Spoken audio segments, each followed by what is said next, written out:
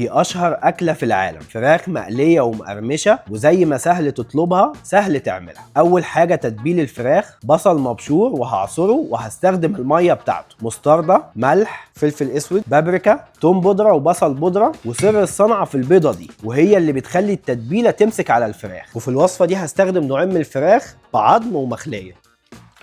هقلبهم كويس وهحطهم ساعتين في التلاجة. والخليط القلي: دقيق، نشا، بيكنج صودا، بيكنج باودر، وملح وفلفل، توم بودره وبصل بودره، وشويه بابريكا. هقلبهم كويس وهاخد منهم معلقتين وهزود عليهم ميه ساقعه علشان اعمل عجينه سائله بالشكل ده. وبعد ساعتين من تتبيل الفراخ هنزل بيهم في خليط الدقيق وهقلبهم كويس علشان يكونوا طبقات خارجيه من على الفراخ. هحطهم في العجينه السائله وهرجعهم تاني في خليط الدقيق مع التقليب المستمر بالشكل ده.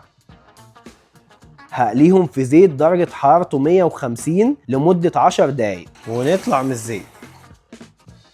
وده بيكون شكلهم النهائي، مقلي ومقرمش وخطير. هقلي بطاطس وهتبلها بتوابل الشرق الأقصى. عاوزك تشوف لي الحلاوة. الناس بقى عشاق السبايسي، غرق يا باشا.